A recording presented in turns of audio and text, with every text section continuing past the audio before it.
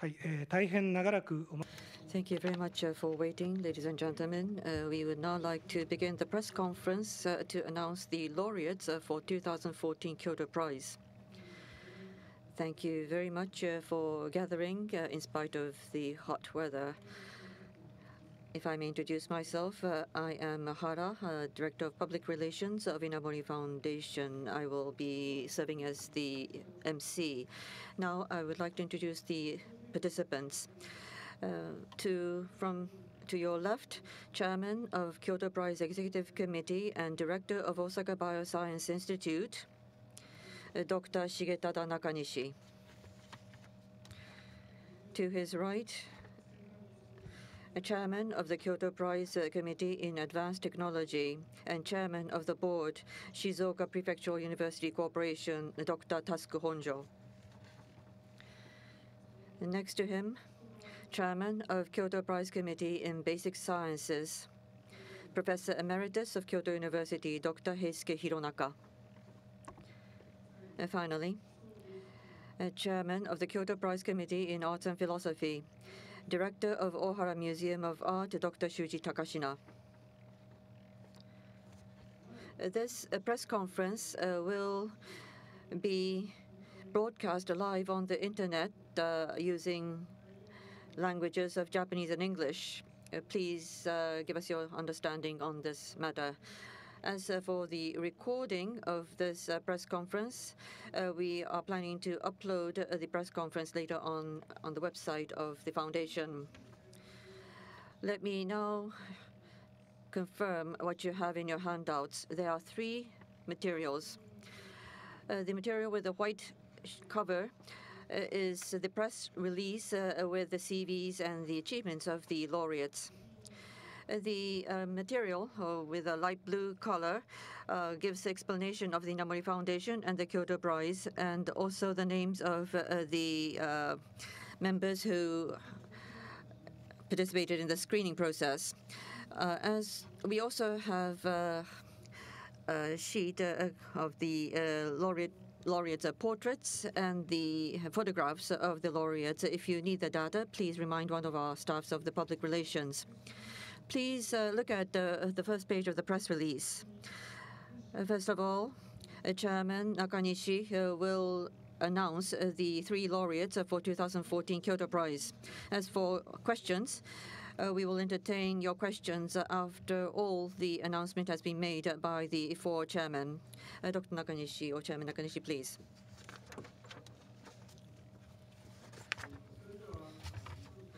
I would like to introduce and announce the laureates. 2014 Kyoto Prize Laureate for Advanced Technology for the prize field Biotechnology and Medical Technology is Dr. Robert Samuel Langer of the United States. He is 65 years old. He is a biomedical engineer.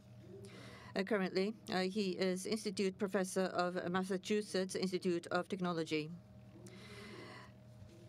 He is awarded the prize for creation of tissue engineering and drug delivery system technologies.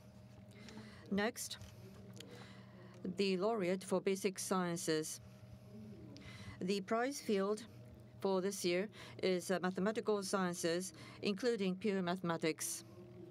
In this field, the laureate is Dr. Edward Witten of the United States. He is 62 years old. He is a theoretical physicist.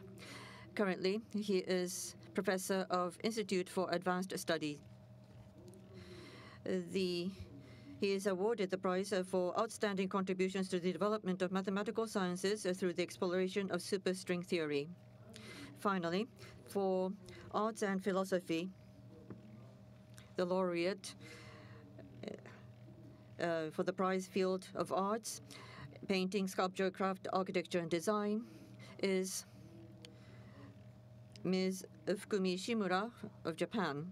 She is 89 years old, and she is dyeing and weaving artist. She is awarded the prize for being an artist in constant pursuit of the fundamental human value of harmonious coexistence with nature through the artistic creation of tsumugi kimono on the basis of folk wisdom.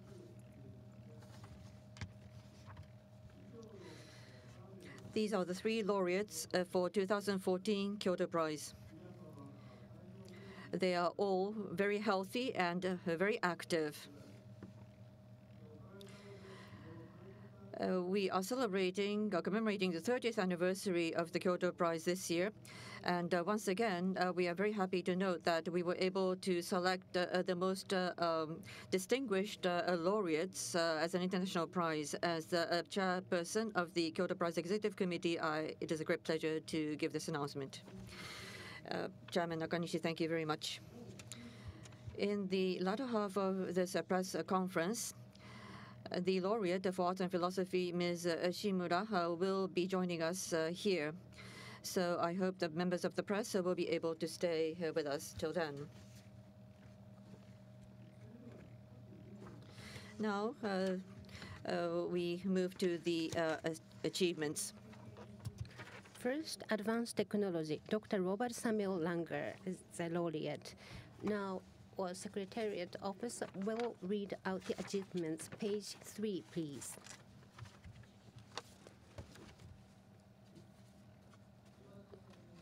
Dr. Robert Samuel Langer, citation of achievements. Dr. Robert Samuel Langer is a world-renowned pioneer in a field that fuses the disciplines of engineering, medicine, and pharmacology. His accomplishments in basic research alone are outstanding. Additionally, he has also applied these research results to medical care in a breakthrough manner to expedite their practical implements. Specifically, Dr. Langer is responsible for 2 major innovations. His first innovation lies in creating and establishing the scientific field of tissue engineering. Dr. Langer became the first person to propose the idea of scaffolding, which now serves as an essential component of regenerative medicine. The central element involves biodegradable materials that are absorbed by tissues as the cells become organized. For example, the cell scaffold of biodegradable polylactic acid that Dr. Langer designed has been used to successfully grow bone, liver, and muscle tissue in laboratory development. He has also succeeded in engineering human tissue, which prompted research into the development of new therapeutic methods such as the repair of damaged or injured tissues and organs. His second major innovation involves refining drug delivery system, DDS, technologies for proteins and applying these technologies to medical therapies. His developments here include controlled release DDS technology, which controls drug release in response to external stimuli such as ultrasound waves or to internal chemical stimuli, as well as biodegradable polymer formulations designed to allow the controlled release of drugs at targeted sites. On the practical side, he is currently involved in clinical trials of nanospheres that contain and deliver anti-cancer drugs and implantable microchips that release drugs via remote control, among other concepts. Dr. Langer also developed the world's first stable and long-lasting control release technology that keeps proteins physiologically active. This technology has helped to advance DDS research on macromolecules such as proteins and nucleic acids, opening new applications for regenerative medicine. Numerous medical technologies and pharmaceutical derived from his research are already widely used to treat patients, including the implantation of drug-eluting stents for angina pectoris and hormonal treatment for prostate cancer. Dr. Langer is a pioneer and worldwide leader of the biomedical engineering field, the foundation of regenerative medicine and DDS, having established interdisciplinary techniques for applying technologies to disease treatment and refining them for broader medical use. His research achievements are represented by an enormous number of academic papers, review articles, and patents, for which he has received numerous awards and honors. He has been active as a venture entrepreneur and a technical advisor to many biotechnology companies. Every year, many researchers from all over the world visit his laboratories and return home with outstanding results. These personnel and academic exchanges are accelerating the advance of biomedical engineering technology worldwide. So that's the achievement. Thank you very much. Now, Dr. Honjo, please. Could you please look at the screen? Please write down, please. Thank you. Now, I would like to explained his academic biodata of Dr. Robert Samuel Langer. As written here in 1970, he graduated from Cornell University, majored in chemical engineering. But in 1974, he got a scientific doctorate degree in chemical engineering at MIT. But also at Harvard Medical School, there was the very famous Dr. Judah Folkman. Under his anti-angiogenesis research, he entered into the medical field. That means that he is the chemistry and engineering plus medicine. So that's the fusions of the three specialized fields, which has brought Dr. Langer to the new research. And at MIT, he has been the faculty member and a professor and still at the MIT. And he achieved mainly two achievements. The first is with the artificial material, we have used lots of the materials today, silicon lovers or the titanium or stainless as shown here. As you know, these are very artificial materials. Therefore, because it's foreign to our body, there is no affinity with it with in vivo tissues. Therefore, mechanically, that is stable. However, depending on the situation, inflammation is induced. That means the secondary problems were expected. Therefore, not the purely artificial materials, but utilizing the strength or the elements of the natural cells would be better in his idea.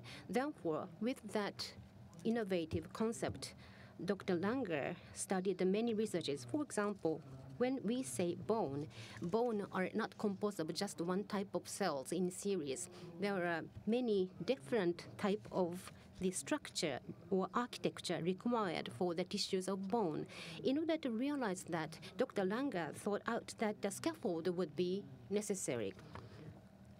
And within the tube or even without the tube, that is the scaffold required for tissue growing. And if we put those into the human bodies in vivo, that should be degradable so that will not induce any impairment for the body.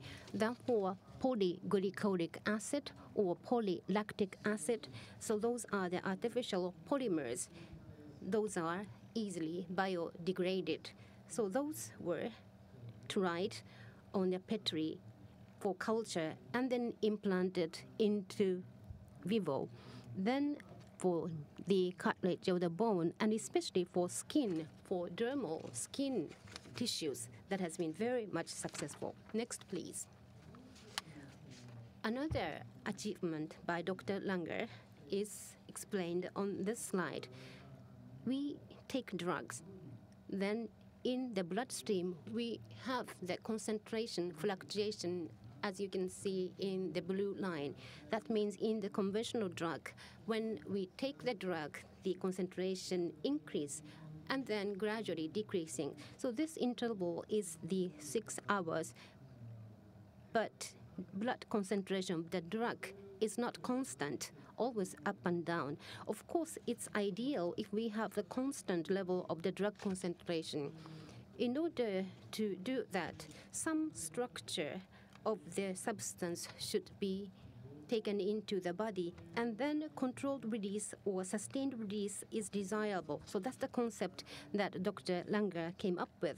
And then we take this type of material or substance, and that substance or material will have the controlled release of the pharmacologically active drug ingredients.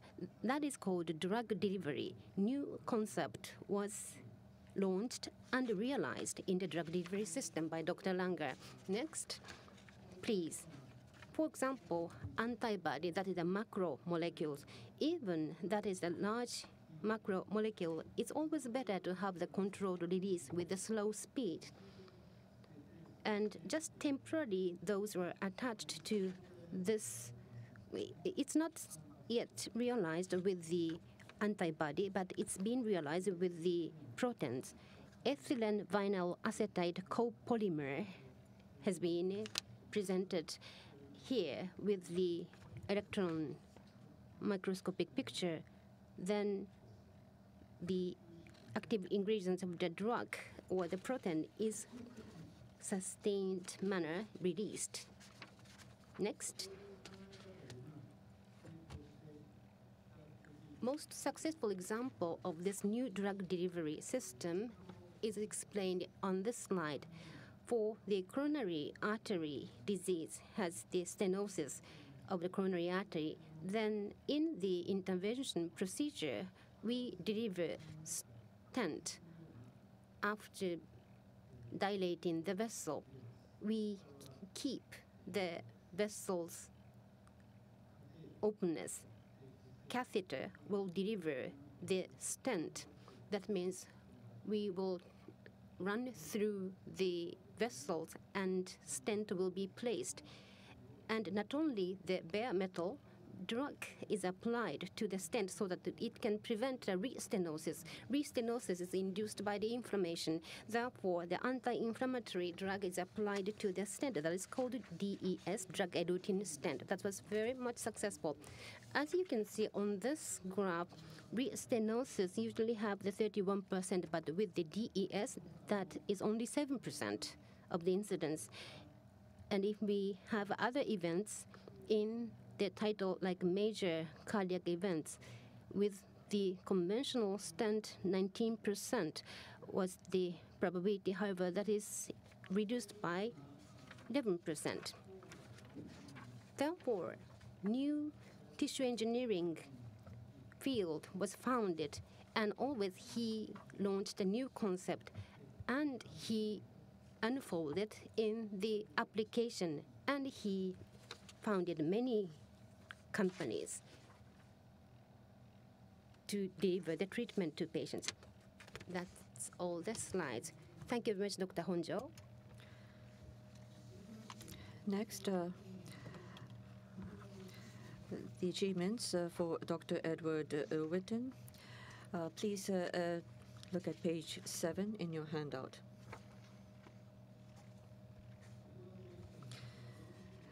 I will cite the achievements of Dr. Edward Witten. A look into the progress of quantum field theory and string theory since the last century reveals a spectacular drama featuring a large cast of talented scientists. Beginning with the problem of reconciling the theory of general relativity with quantum mechanics, these scientists dreamed of a theory that would unify the entire spectrum of mechanics from the theory of elementary particles to macroscopic cosmology. Highlighting this story are the discovery of new elementary particles and the pursuit of new and innovative mechanical theories. In this continuing drama, particularly over the past 3 decades, Dr. Edward Witten has assumed a leading role. A breakthrough in superstring theory brought by Dr. Michael Green and Dr. John Schwartz in 1984 ignited the interest of many scientists and resulted in the first superstring revolution. As the revolution unfolded, Dr. Witten's geometric analysis of anomalies in gauge field and gravity fields served as an important motivation for these scientists. Meanwhile, Dr. Witten's study of the compactification of strings illuminated a way towards the mathematical elucidation of the relationship between superstring theory and the standard model of particle physics. In 1995, Dr. Witten proposed M-theory, which united all 5 different 10-dimensional superstring theories, until then separately constructed, into one 11-dimensional superstring theory. This placed him at the forefront of a new wave of research called the second superstring revolution. Dr. Witten has made significant contributions not only to the fields of theoretical physics, but also to the cutting-edge field of pure mathematics. His penetrating physical intuition and advanced mathematical skills have prompted many mathematicians to tackle new research topics. He has inspired new research themes in algebraic geometry, such as the reconstruction of the Morse theory of differential geometry based on superstring theory's concept of supersymmetry, and the compactification of strings using the Calabi-Yau manifolds of complex analytical geometry. He has shed light on how Chern-Simons theory relates to topological quantum field theory, and his extension of the Jones polynomial of knot theory offered a fundamentally new perspective. His other important contributions include the supersymmetric gauge field in Seiberg-Witten theory and duality in Waffer-Witten theory. Furthermore, he has clarified the relationship between the Langlands program and the ADS-CFD correspondence of quantum field theory. Inspired new theories with the Gromov-Witten invariant, which has found a broad range of applications and remains especially significant with regard to the enumerated problems of algebraic geometry, and initiated new research tasks involving mirror symmetry. Today, each of these achievements is highly regarded among mathematicians worldwide. In the 1970s, Dr. Freeman Dyson lamented what he saw as the high degree of alienation between theoretical physicists and mathematicians. After 1980, however, it was internationally recognized that a renaissance had begun in the exchange of knowledge between pure mathematics and theoretical physics.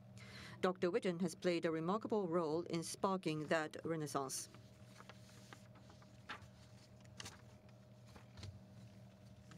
Thank you very much. Dr. Hironaka, would you please give your explanation? May I remain seated? Can you hear me?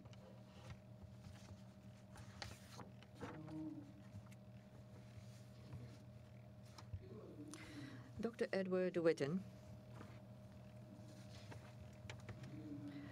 for sure, is a physicist. To be more precise, he is a theoretical physicist. In that sense,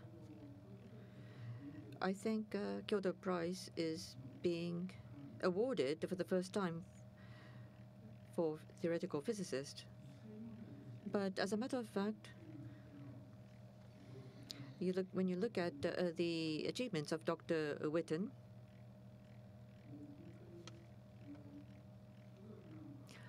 you can't really distinguish whether it's mathematics or physics or both. It appears that both fields are covered. I would like to add some words on that note.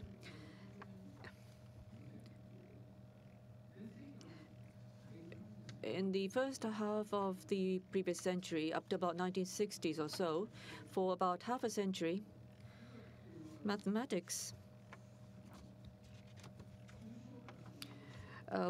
was on its path to become more abstract for theoretical beauty's sake. And also precision was also emphasized. So I think there had been inconsistencies mentioned, and in order to complement that, I think other theories had to be brought in, and therefore mathematics at its basics, I think, created many difficulties for many researchers. And in that sense,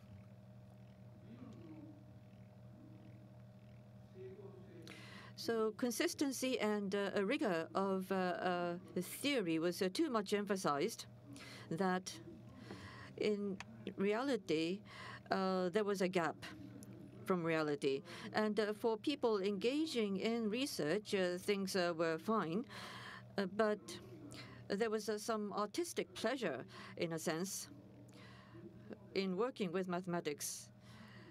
But perhaps it has been too much alienated from reality. And in that sense, problems that had not been resolved, like the Fermat's theorem, I think, has been tackled with great effort so that it has been proven ultimately due to the various efforts given by mathematicians. On the other hand, when you look at the physics side, of the story. To put it simply, I think there are two aspects to physics.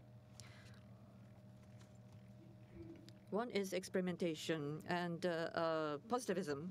In other words, you need to experiment and demonstrate. Otherwise, it would not be considered physical achievement or physics achievement. So I think the works of the Nobel Prize laureates had been confirmed later on by experimentation. And the general theory of general relativity, I think, of Einstein, which was not the reason why he was awarded the Nobel Prize.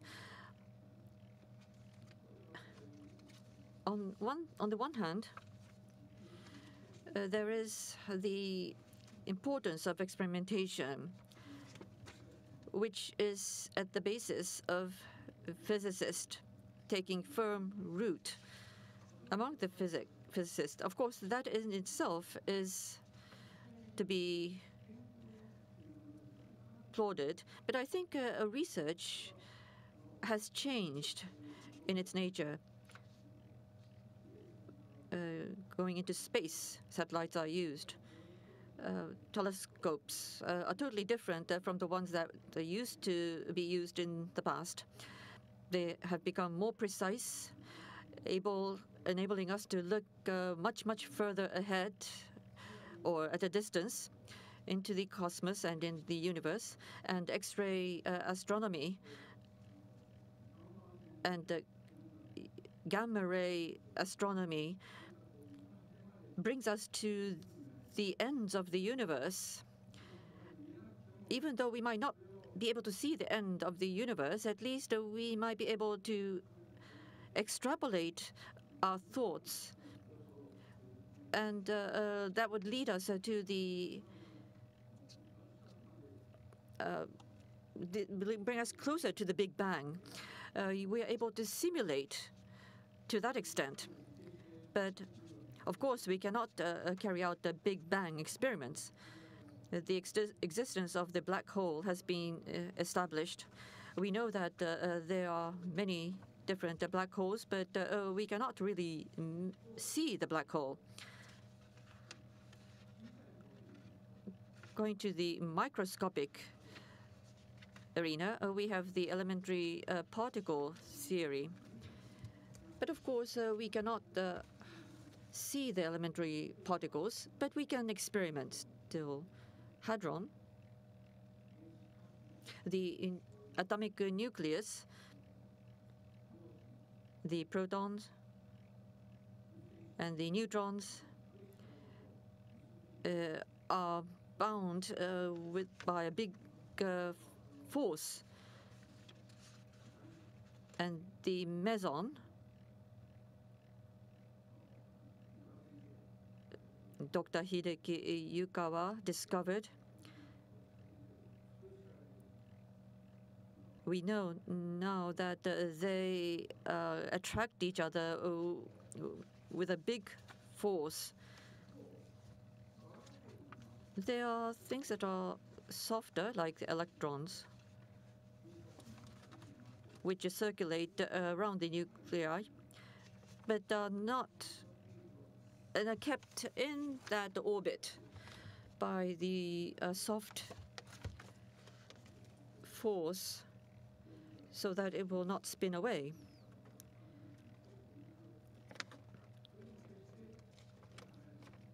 So electric current is generated, but they will not drop into the nuclei.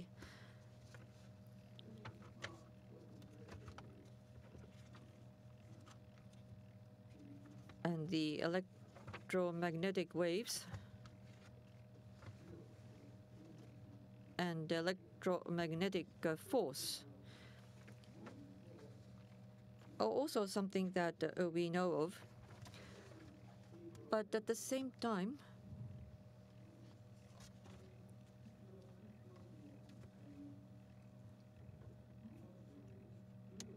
there is the gravitational force that makes the universe what it is.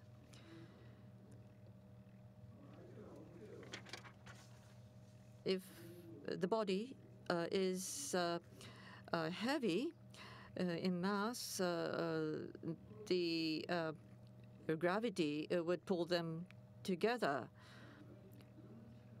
So there are different forces in place, but there was always the hope to unify all these different theories.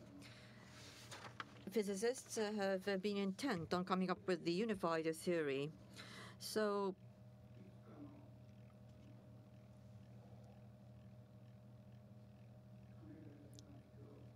different ideas were put out. One major development was seen in the string theory. Elementary particles sometimes could be explained as points, but sometimes they are better explained as waves.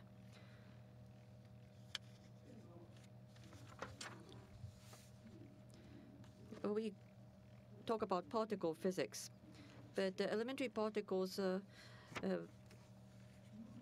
should be looked at not as points, but as strings in some cases, and they oscillate.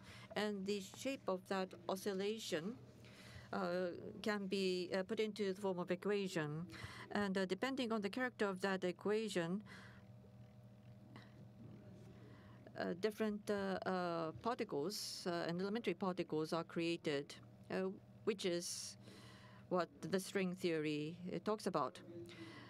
So the string theory also brings in the aspect of gravity in place. But when it tries to do that, things are made more difficult.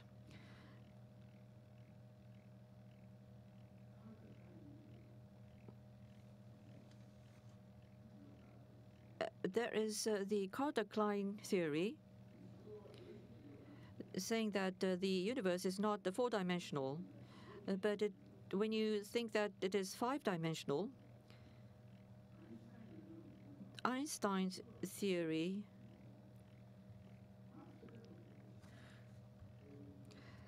can utilize Maxwell's equation. Maxwell's equation is that for electromagnetic waves, and the string theory,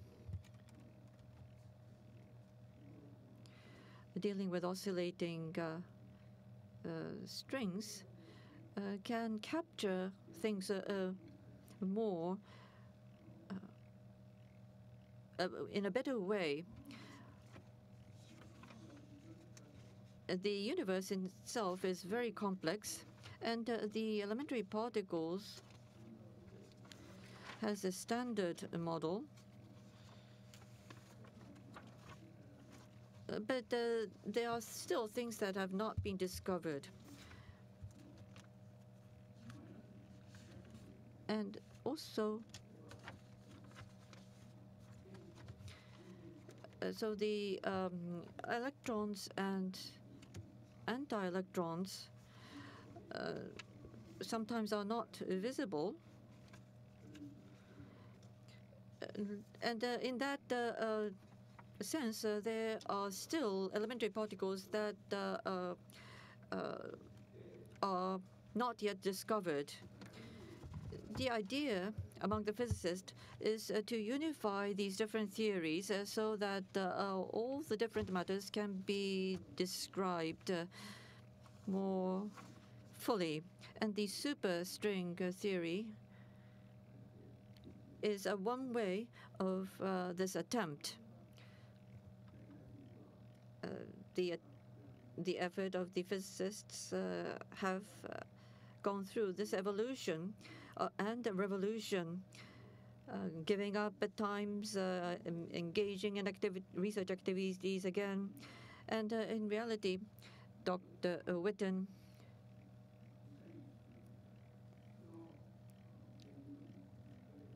has tried to unify the 5 different string theories to come up with this 11-dimensional superstring theory. Perhaps this is not the ultimate theory, but so far, this was a major step towards unification. As for this, in relation to mathematics, when things become complicated like this, and when it becomes multifaceted in this manner, simple application of mathematics may not do the job. Einstein's theory of general relativity required geometry required for that, and non-Euclidean geometry had been brought in. And regarding the development of the string theory, mathematics needed to be created just for that purpose. There are many different physicists who, and also someone like Dr. Hawkins working on the theories of the universe, which does not allow for experimentation, but an overarching unification of the theories would always require some sort of mathematics. And creating a new mathematics would lead to creation of new physics. And I think in that sense, the culmination of that effort is seen by the achievement of Dr. Witten. So we consider Dr. Witten as a mathematical physicist or mathematical scientist for which we are awarding this prize today. Dr. Hironaka, thank you very much. Lastly, laureate in the field of the arts and the philosophy. Page 11, please.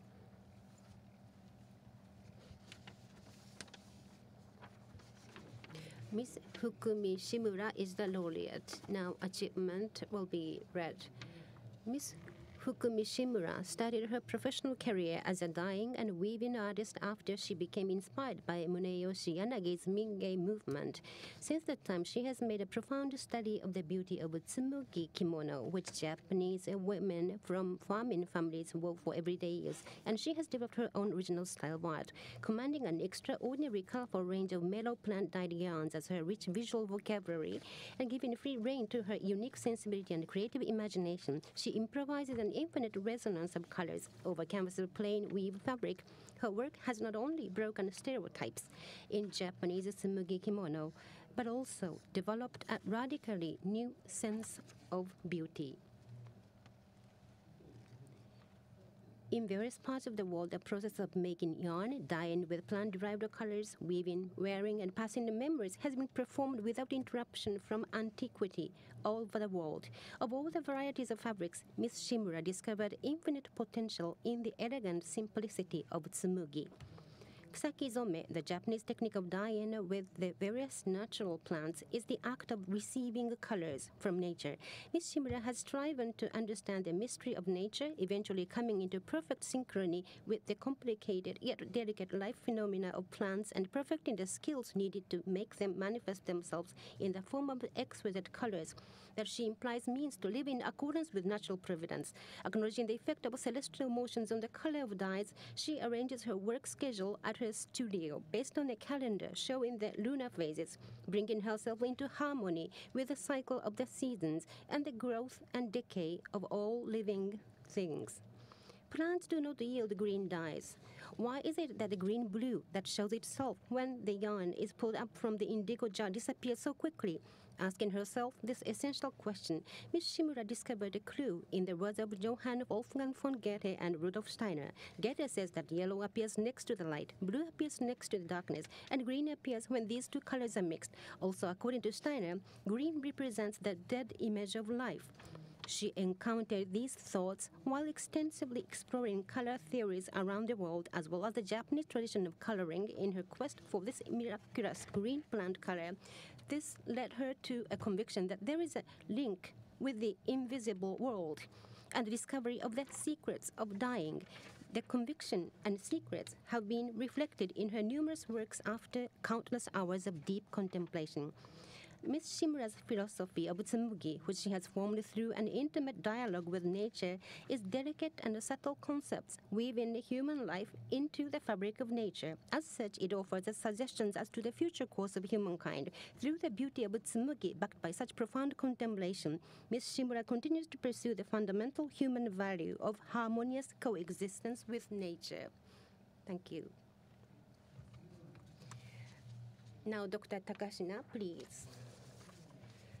Thank you very much. Ms. Shimura has been quite active in Kyoto, and all of you here knows her very well, I assume.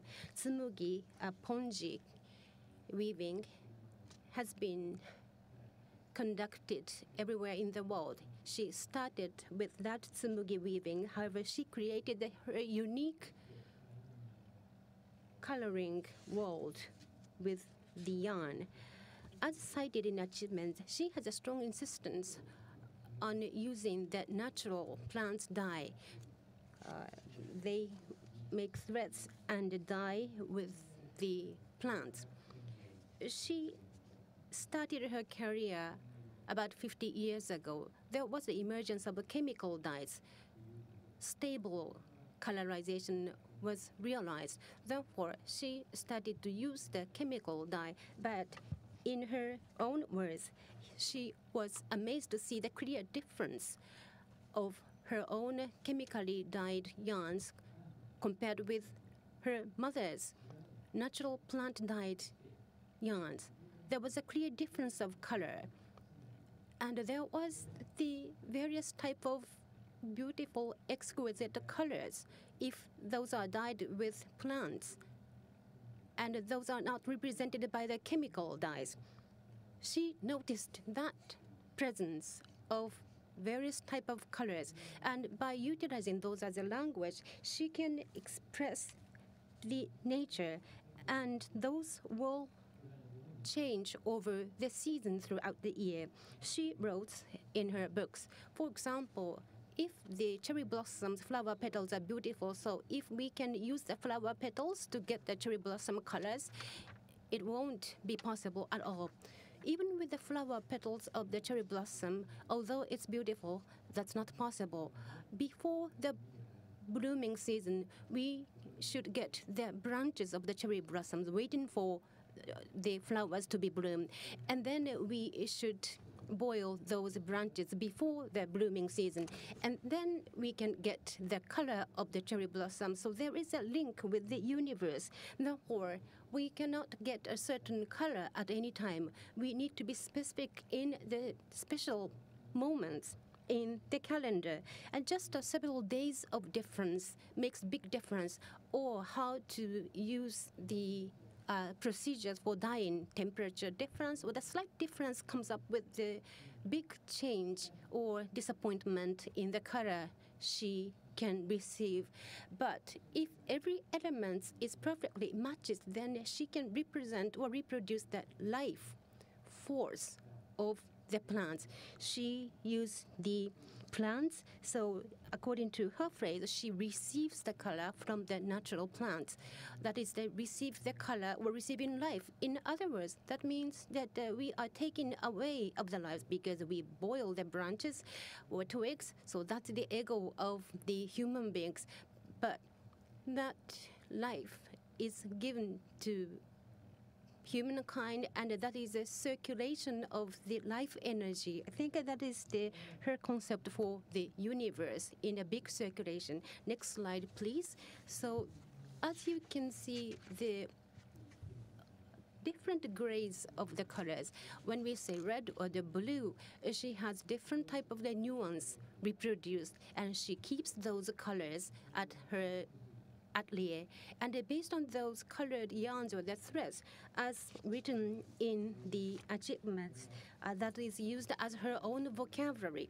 That means that she has the numerous types of the gradated different colored yarns, and she weaves those in the composition in her mind, but also on the improviso basis. She is always dialoguing with the life of plants, which is residing in the color of yarns. And then she weaves the textile or the fabric, plain weave fabric, that is the universal fabric we can find anywhere in this world. However, the world that Miss Shimura creates is completely unique. And also, Goethe and Steiner was researched by Miss Shimura, and she read a lot of literature of the tale of Genji or the Japanese court literature. And then she eventually cultivated the idea that Genji, in the tale of Genji, the tale of Genji is, according to Miss Shimura, that is the literature masterpiece of color. There was a lots of mentioning of the names of different colors unique to Japanese culture. We are quite sensitive to the different type of color because we have the changing seasons, and Japanese colors are reflected in the kimono in the court aristocracy back in 8th or 9th century. Princesses, the court ladies, have the 12 layers of different color of kimono, and that created some nuance of the different seasons or the unique personal character. So those were the culture of kimono, especially in the aristocracy in the 8th century, 9th century. The design of kimono is just one type. That's the difference compared with the Western dresses. Only with the color combination or texture or the look of the grade of the color that makes the quite difference. And Miss Shimura is trying to reproduce that beauty sensibility of the nuance colors, and she has been active more than 50 years in the front line of activity. So as Yanagi was mentioned for Mingei movement, as you know already, he was the leader for theorist, and also the leader, and he made a lots of the Mingei art pieces, and that means anonymous producers' work piece was appreciated, and the Mingei from the ordinary use in the folk was strongly insisted in the Mingei movement. But at the same time, Ms. Shimura believed in the Mingei movement, but at the same time, as an artist, each artist is inevitably have the uniqueness or their personality of the different artists.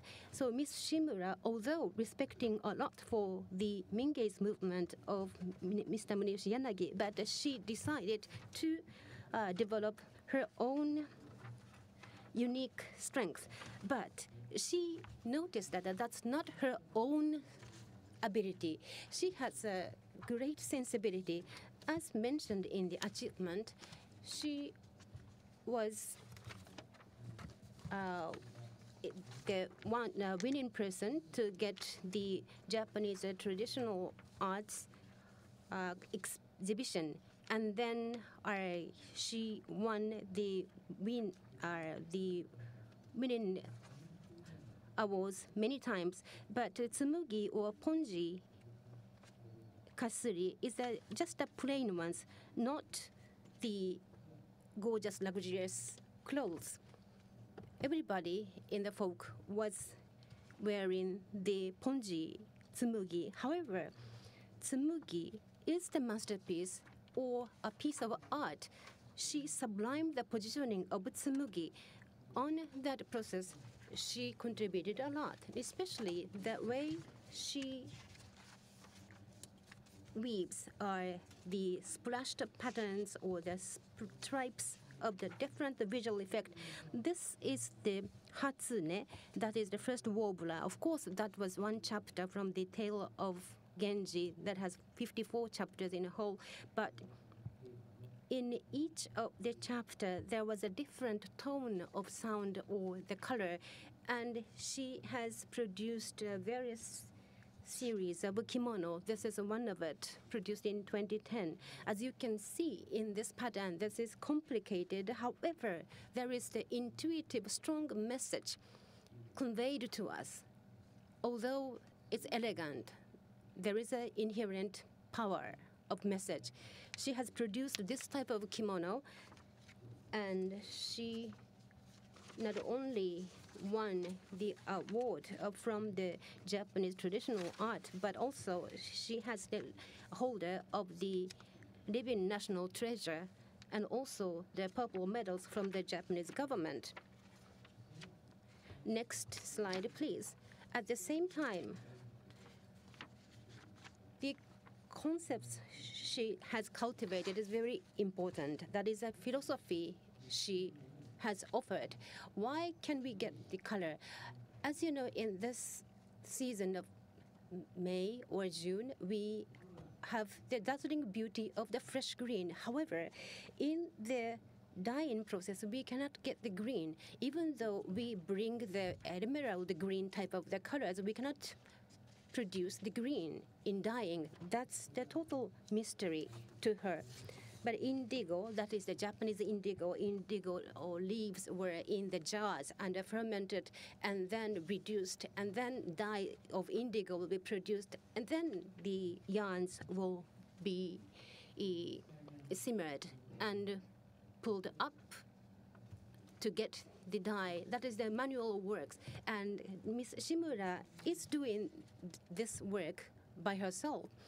When we pull upward, draw up the yarns, instantaneously that has the emerald green, but instantaneously that disappears and becoming soon to the category of blue. Why is this? That was her question. Why in the nature we have plenty of green colors, however, she cannot produce the green. Nobody can produce the green hue. Well, Goethe and the Steiner made a theory, and the theory is very difficult to read, but that intellectual instinct was very high in Miss Shimura's intelligence, and she was a lot. And then she reached that, and the green is the fusion of the light and darkness. In the complete darkness, if that light inserted, and then green generates. That is the moment of birth of life, or the intercommunication with the darkness and light. Goethe is explaining in his theory of color. In indigo jars or earthenware jar, there was the indigos, and the yarns were simmered. That is darkness, because the threads are simmered in the liquid. But when that is pulled up, the light is given, and then instantaneously green produced. So that is their theory, that the green is the representation of life. But also, that's the mystery for green. So green is, rather than color, green is a life. Especially that is the used for the babies, infant babies. After the delivery, we call them green baby. But so that means that in the uterus, in the containment. But at the very moment of the birth, every life is running towards the death. So therefore, well, that is the very inspirational color. That means that is the image of death. That is the green. We shouldn't simplify too much. That means that the life is inclusive of death. What does it mean? That means that Miss Shimura says she gets the branches and then she boils those. That means that we are depriving plants of life. But that is living in color. in threads, yarns, that's born in darkness with light. And then, although any life is going towards the death eventually, but that is transferring in the big circulation to the pieces that we wear or the joy that human beings have. And we are also destined to die, but that is the big circulation. And well, we have the 4 seasons in Japan, and not only going to the death, the nature indicates that that is the reincarnation. That means the 4 seasons are repeating every year.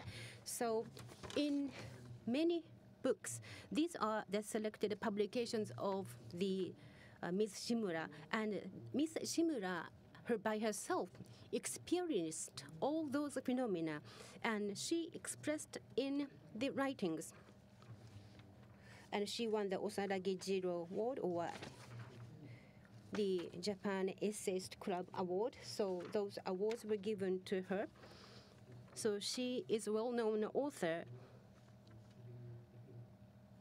Her thought is reflected in the Ishiki Issho, that a one color, one life representative writings. She said that she is not creating color, she is just humbly receiving the color from the natural plant. And the dialogue with the Kazuko Tsurumi is the dressing life. Again, the thoughts was presented, thoughts of colors. But thoughts is not just too hard theory when we often see from the literature, from the scholars, but rather how to face the nature. Well, environmental destruction has been voiced, or we are consuming the energy on this world that has been raised as a serious issue. Then is it enough or sufficient just to protect or preserve the environment? She's saying no, gently. We are living together. We are alongside with nature throughout the enormous length of time on this universe. Then there is a big circulation, or the negative or the yin and yangs, and all those are integrated as one. That's okay. So she is embracing these two. I cannot well summarize how she explains, or better to listen to her directly, but it is a very complicated concept. However, in many books or publications of Ms. Shimura, there are many good phrases to indicate that link on this universe to readers. So she's an artist and also the good writers. I guess together with those achievements integrated, she is the very much excellent person to be laureate in the arts and philosophy. Thank you very much. Dr. Takashina, thank you very much. With this, we have finished the explanation of the achievements using the slides. Regarding the 3 laureates, we also have here books and some works of the laureates displayed. In the front, as was introduced by slide, we have Ms. Fukumi Shimura's kimono, a work from 1985 titled Moon Lake. I hope you would also take a look at this. We now move on to the question and answers period. Those of you who have questions, please raise your hand. One of our staffs will bring a microphone to your seat. Please state your name and affiliation before asking your question.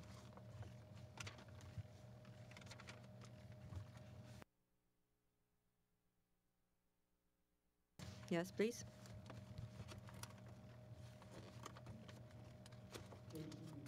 Matsu of Kyoto Shimbun. I have a question to Dr. Honjo and Dr. Hironaka. For advanced technology and basic sciences, the 2 laureates who have been awarded are for medical technology, for advanced technology, and biotechnology, and physics and mathematical science. In case of basic science, I think the two laureates are working on these two different fields and connecting them together, like medicine and engineering. So what is the current state of affairs in the world regarding such fusion of different fields? Dr. Honjo, would you like to begin? Well, in Dr. Langer's field are the fusion or the borderlines of the medicine and engineering. When we say medicine, as you know, medicine is the application field. Ultimate goal in this field is to treat the disease, treat the patients. That's the ultimate goal. Therefore, any type of engineering involved in that goal was the authentic medicine alone in the past. However, interdisciplinary exchanges has been done constantly. Well, Röntgen, well, that was the example of the fusion of the physics for X-ray. So physics was applied to medicine for diagnosis. Therefore, medicine or medical field itself is like that. Not only the life-related findings, we cannot just produce the treatment. Treat the disease is very difficult thing, which is very complicated. Therefore, authentic biological medicine itself can never treat the patients. And Dr. Langer uniquely and quite actively introduced the material science and medicine. That means the material science was applied to the medical field. In that sense, Dr. Langer has the outstanding initiative, and he himself represented with his activities. And he is a pioneer in that sense. In Japan also, we have many doctors who learned under Dr. Langer, and Dr. Langer was educating many able Japanese scholars who are leading this field, and they are quite active in Japan. Dr. Hironaka, please.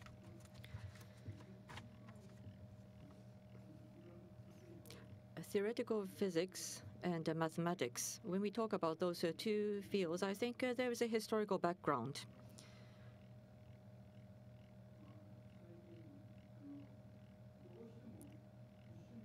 More recently, I think the global trend is for different fields to work together more and more. As was cited in the achievements, internationally speaking, mathematicians and physicists who were alienated from each other have finally become able to work together more effectively. In a sense, mathematics and physics used to be closely related in the past, but they became alienated for some time. And as Dr. Dyson said, they were almost as though they were divorced from each other. But in the 1970s, when Dr. Witten came, but not only through Dr. Witten, I think the mathematicians and physicists have started to talk with each other more, and a new renaissance was born as a result of that. Of course, this had a major impact in Japan as well.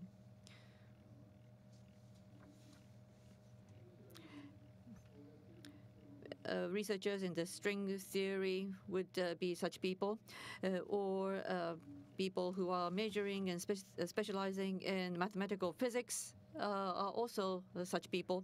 And also in the field of physics, if you see what is happening,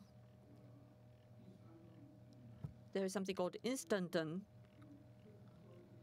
something it's a virtual elementary particle,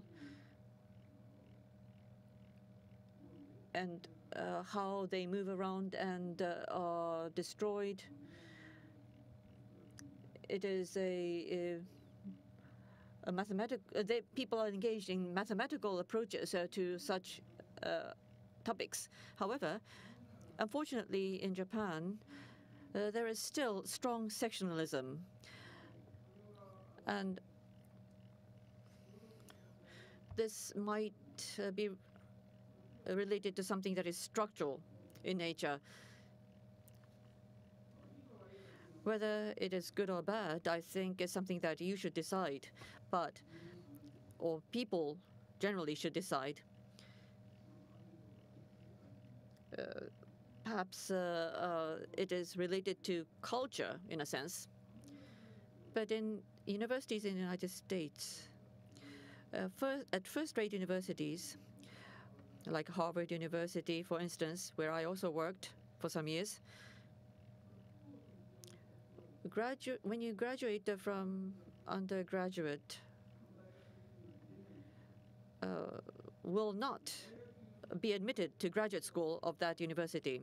And if you obtain a doctoral degree at a graduate school of a certain university, they will not be hired as lecturers or professors in the same university. To speak of myself, I made my doctorate degree at Harvard. I went to Brandeis for 4 years and Columbia University for 4 years. I taught there and came back to Harvard. So that is something that is quite common in the United States. It allows mixing with the different researchers. If you do your doctoral degree at university, you will still be surrounded by your mentors and your fellow researchers if you stayed at the same university. But if you go somewhere else, you will be among strangers, so to speak. And so in such a case, it is quite natural, it becomes quite natural to cross the borders of different disciplines more easily. So perhaps that's one example that I would cite. Perhaps there are organizational aspects or cultural aspects involved.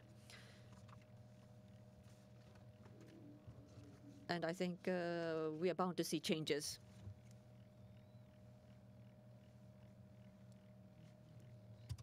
Thank you very much. Any question?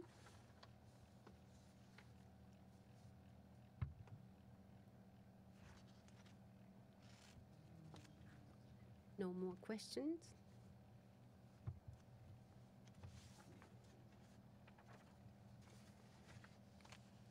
Then, gentleman in the back. From a Kyoto newspaper, my name is Kawamura.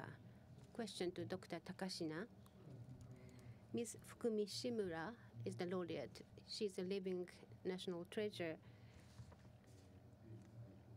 holder of important intangible cultural property, and she has been already appreciated very highly. But for the 2014 Kyoto Prize, what is the significance or the specific meaning of the fact that Ms. Shimura was selected as a laureate for Kyoto Prize? There are several factors commending the masterpiece of the artists. That's the first significance. Ms. Fukumi Shimura is well known here in Japan, but on international stage, not necessarily. It might not be the case. Recently, many are active in international stages, but Ms. Fukumi Shimura is uniquely developing the Japanese culture, and beyond the borderline of the Japanese region, we are sending the message that Ms. Fukumi Shimura, the laureate of the Kyoto Prize 2014, is internationally appreciated artist. And the second factor is that for the arts or the colors, she insists that we live along with nature. Together with nature, human beings are driven to create. So we are able to live as a mankind on this globe because of the supports from the nature, and that's inevitably connected and extended to the universe. And she herself sensed that link with the universe. With that insight, if we look at the nature, then because there is a depletion of the natural resource, we should not use that anymore. Well, that is the one extreme type of position. However, Ms. Fukumi Shimura's thought is embracing the mankind's activity also in the big space of the universe. It's not well known yet on the international stage. That's not true. In this autumn, she is going to make an international exhibition in Paris this autumn. And of course, Japanese cultural centers has the preparatory talk with Paris. And of course, the people in Paris were quite joyous to represent the Japanese beauty, that is the beauty of the world. It's not officially announced, so therefore I hesitated to mention, but I got a sign that it's okay. So therefore that planning of the international exhibition is also planned for Ms. Fukumi Shimura. So therefore the aesthetic value of Japanese, or the aesthetics derived thought of the Japanese way of regarding the earth, is also represented. Thank you very much. Now we would like to end the Q&A session. Today, one of the laureates, Ms. Fukumi Shimura, is coming to join us. Now we would like to welcome her.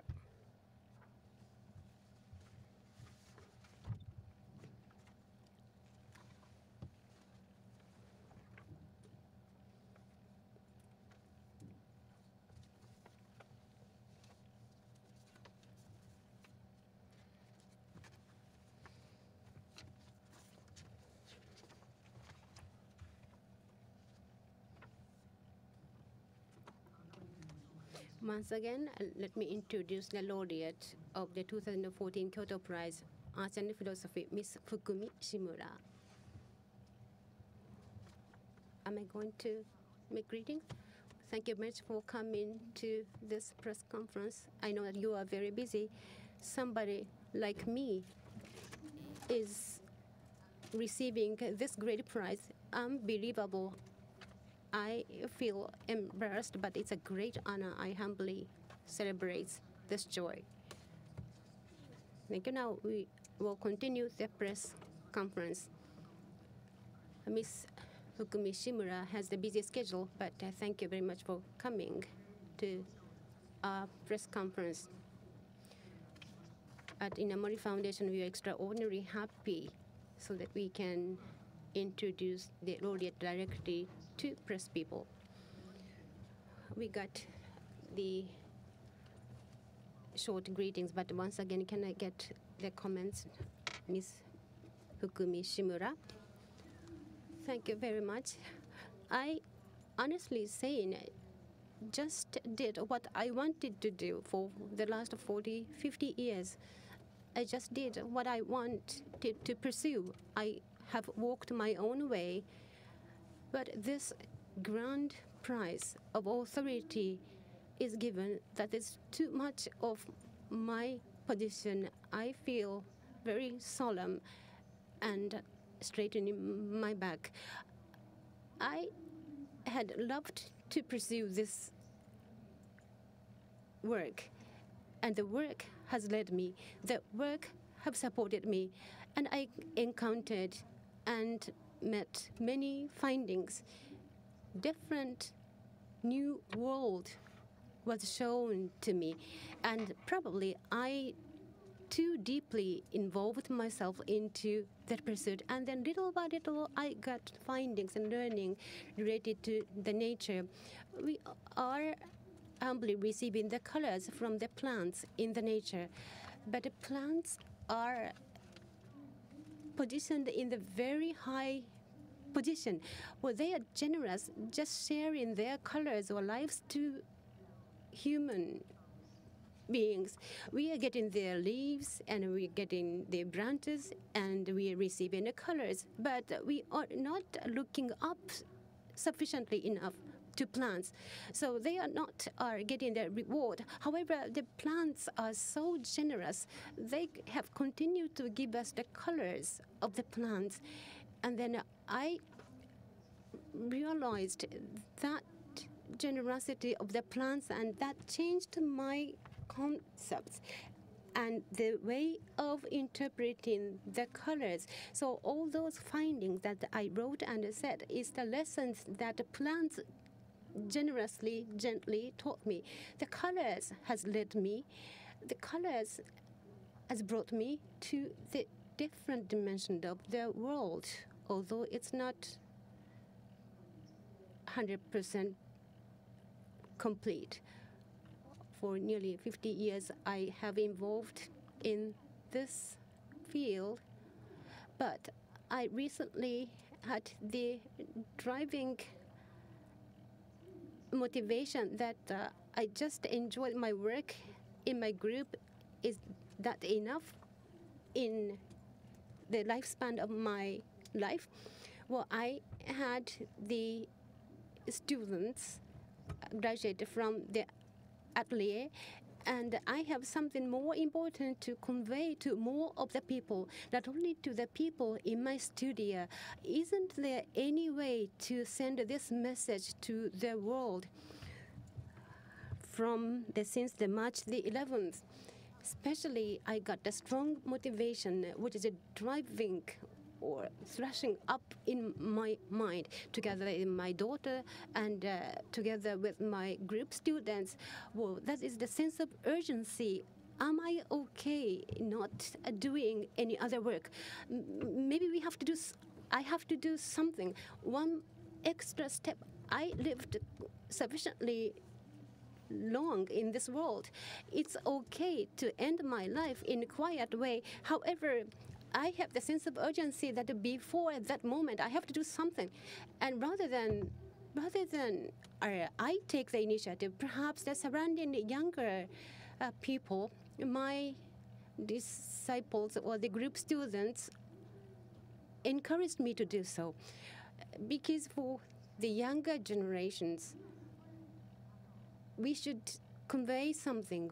We should give dreams for those younger people. Perhaps in younger generation of the people, there are some people who can understand this message that I found in my long life, finally. So with that hope, I made an extra step. That was last year.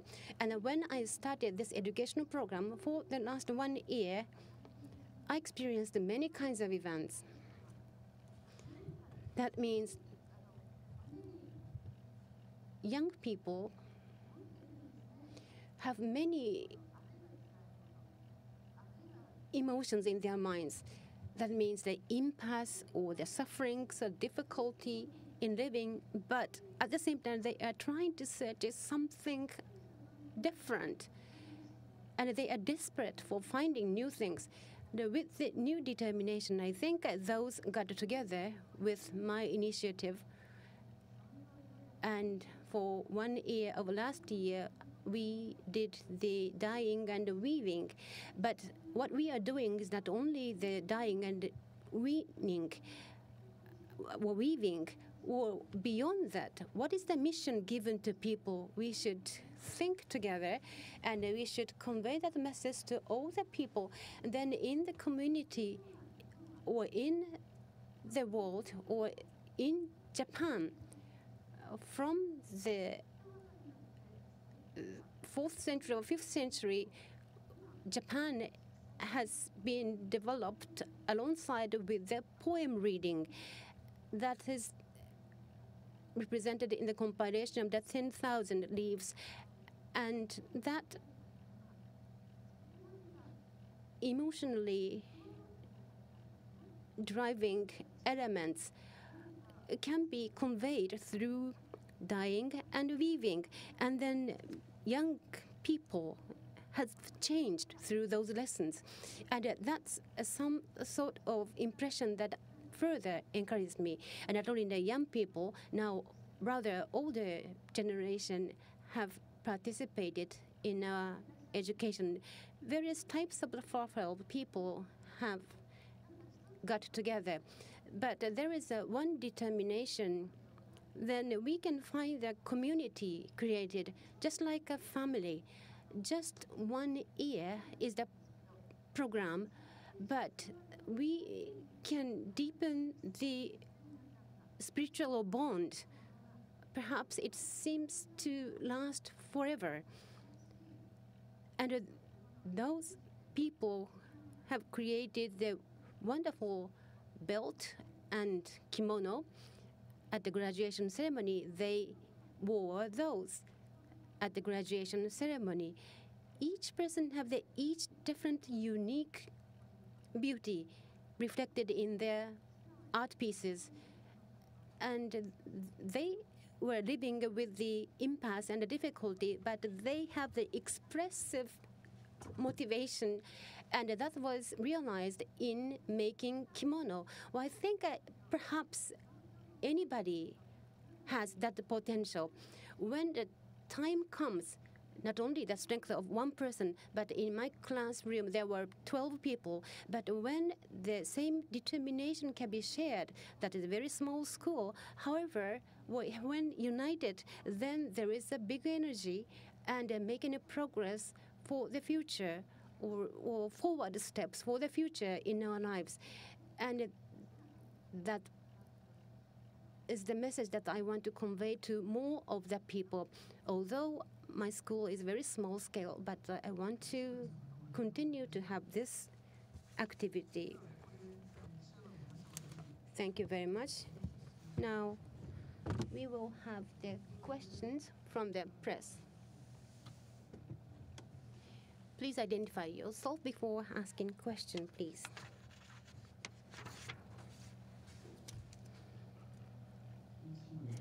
I am Mori from Chunichi newspaper. In your talk, you want to convey the message how great the nature is.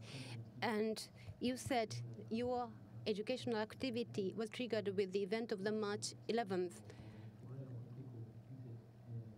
We were watching your activities, and then there's the nuclear plant issue of the March 11th, or the earthquake, or future of Fukushima.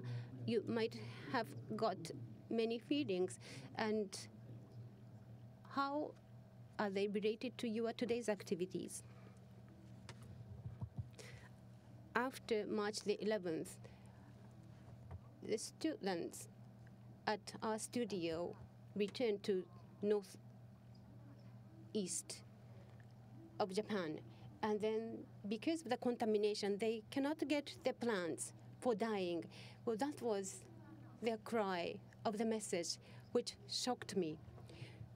Can't we use the plant dyes? That type of future will come to this earth? It was something I couldn't think of. It's not the issue limited to the Tohoku, northeast of Japan. Perhaps that will be all over to Japan. That might be the universal problem. But what should we do? Well, we should take action. We should do, not just watching over. Up until the last one person is surviving on this globe, up until that moment, we have to take action, even though there are a smaller number of people. In Miharu of the Fukushima, there was the specific cherry blossom trees.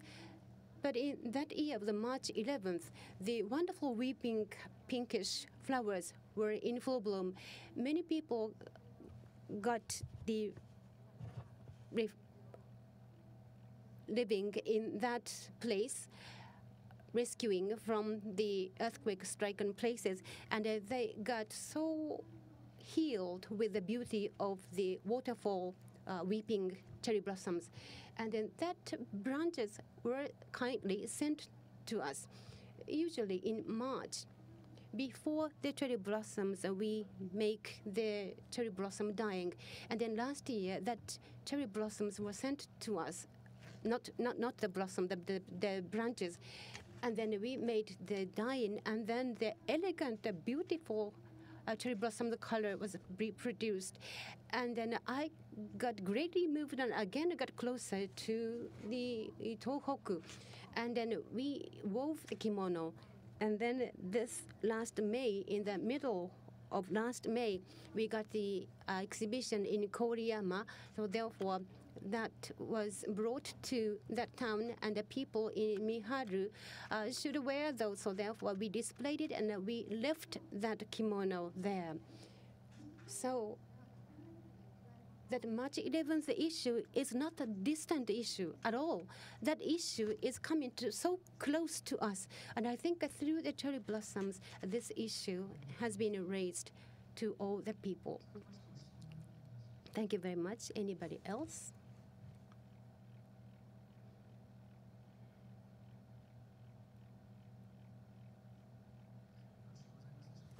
No more questions? Well, thank you. It's time to close. With this, we would like to conclude the press release of the Kyoto Prize this year. Thank you.